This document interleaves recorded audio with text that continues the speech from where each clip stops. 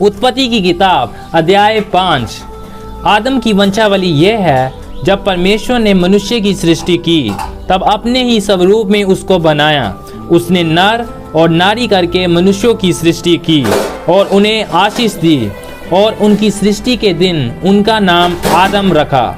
जब आदम 130 वर्ष का हुआ तब उसके द्वारा उसकी समानता में उसी के स्वरूप के अनुसार एक पुत्र उत्पन्न हुआ। उसने उसका नाम सेत रखा। सेत के जन्म के पश्चात आदम 800 वर्ष जीवित रहा और उसके और भी बेटे बेटियां उत्पन्न हुई। इस प्रकार आदम की कुल आयु 930 वर्ष की हुई। तत्पश्चात वह मर गया। जब सेत 105 वर्ष का हुआ तब उससे एनोश का जन्म हुआ। एनोश के जन्म के पश्चात सेत 807 वर्ष जीवित रहा और उसके और भी बेटे बेटियां उत्पन्न हुई।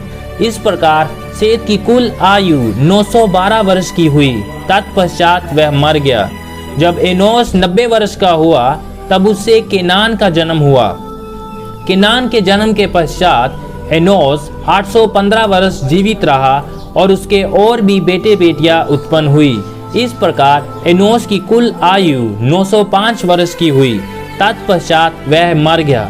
जब केनान 70 वर्ष का हुआ तब उससे महलेल का जन्म हुआ।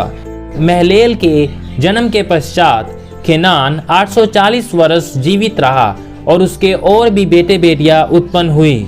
इस प्रकार केनान की कुल आयु 910 वर्ष की हुई। तत्पश्चात वह मर गया। जब महलेल 65 वर्ष का हुआ तब उससे येरेद का जन्म हुआ। येरेद के जन्म के पश्चात महलेल 830 वर्ष जीवित रहा और उसके और भी बेटे बेटियां उत्पन्न हुई। इस प्रकार महलेल की कुल आयु 895 वर्ष की हुई। तत्पश्चात वह मर गया।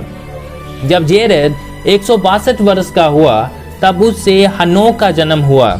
हनोक के जन्म के पश्चात येरेद 800 वर्ष जीवित रहा और उसके और भी बेटे बेटियां उत्पन्न हुई। इस प्रकार येरेद की कुल आयु 962 वर्ष की हुई। तत्पश्चात वह मर गया। जब हनोक 65 वर्ष का हुआ तब उससे मतुशेले का जन्म हुआ। मतुशेले के जन्म के पश्चात हनोक 300 वर्ष तक परमेश्वर के साथ साथ चलता रहा और उसके और भी बेटे बेटियां उत्पन्न हुई। इस प्रकार हनोक की कुल आयु 365 वर्ष की हुई। हनोक परमेश्वर के साथ साथ चलता था, फिर वह लोप हो गया क्योंकि परमेश्वर ने उसे उठा लिया। जब मतुशेले 187 वर्ष का हुआ तब उससे लेमक का जन्म हुआ। लेमक के जन्म के पश्चात मतुशेले 782 वर्ष जीवित रहा और उसके और भी बेटे बेटियां उत्पन्न हुई। इस प्रकार मतुशेले की कुल आयु 969 वर्ष की हुई। तत्पश्चात वह मर गया। जब लेमक 182 वर्ष का हुआ तब उससे एक पुत्र का जन्म हुआ। उसने ये कह के उसका नाम नूह रखा, यहोवा ने जो पृथ्वी को शाप दिया है उसके विषय यह लड़का हमारे काम में और उस कठिन परिश्रम में जो हम करते हैं हमको शांति देगा। नूह के जन्म के पश्चात लेमक 595 वर्ष जीवित रहा और उसके और भी बेटे बेटियां उत्पन्न हुई। इस प्रकार लेमक की कुल आयु 777 वर्ष की हुई। तत्पश्चात वह मर गया और नूह 500 वर्ष का हुआ और नूह से सेम और हाम और जेपेत का जन्म हुआ।